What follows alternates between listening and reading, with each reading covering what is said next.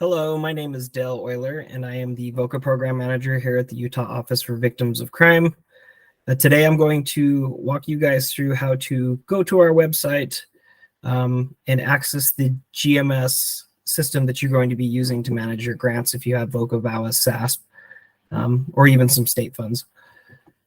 So first thing you would like to do here is go to crimevictim.utah.gov, as you can see up there. Click on the Grants tab. And then once you get in here, off to the left-hand side, you'll see a link here that says UOVC GMS. Click on that link, and it should take you to a login where you will enter your credentials that we provide you. And once you get those entered, it should take you to this home screen that's right here. So this home screen would be a place where when it's time to apply, you should be able to access our applications here through the VOCA, VAWA, SASP links. You would click on My Applications to see all the applications that you currently have with our office. In this case, I am using our UOVC outreach program as an example, and as you can see, there's a few of them here that are funded. They have a VOCA grant, so I want to find the one that says UOVC Outreach VOCA Grant 2023 through 2025.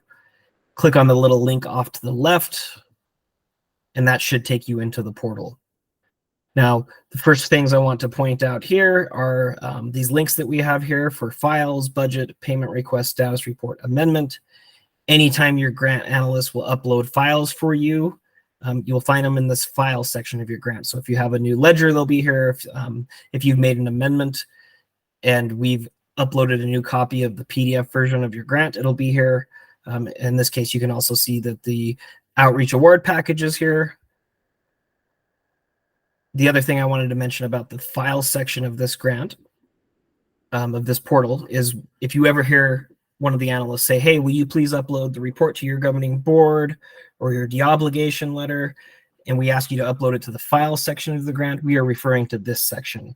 If you click on this little drop down here, you'll see a link that says add files, and you can add files to that section. There has been some confusion in the past about uploading files to the most recent payment that you're submitting, when the majority of the time all that should be is your ledger that you upload to your payment request. So the best way to look at your grant as a whole would be to pull up the most recent copy of your PDF version of your grant. And as you can see here, this will give you a complete rundown of your application. You know, the narrative record of providing effective services, your program plan is here, your budget is here. It's all there. So this would be the best way to look at it at a glance. Though if you do go to your budget tab here and you select year 1 or year 2 or whatever year you're wanting to view, you can see it here as well. And you can expand these things. Each category here you can expand and see what's there if you click on the eye. And then scroll down and you can see here's fringe benefit details for Hildy in our office. The next link is the payment request link. You would click here to submit your payment request. If you're billing monthly or quarterly, you would click on new payment requests. I won't get into this too much because we will have videos on how to submit your payment requests, status reports, and amendments. But here are the links for those as well. Here's one based on your status report, which is due at the end of every quarter, based on what you have entered as your goals and objectives for your application. And then the last one would be for an amendment. You'd click on new amendment over here. There'll be a video on how to submit that as well. So there is a button up here if you're having issues or you need help. There's a support button up here that will give you the contact information of who you need to get in touch with if there's issues.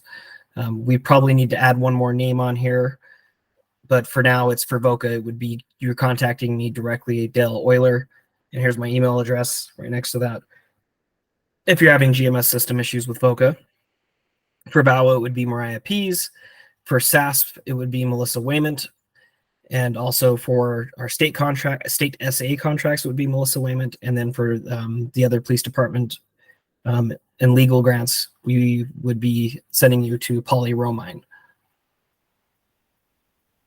So yeah, that's in a nutshell just a brief overview of our GMS and what you'll be seeing when you log into our website.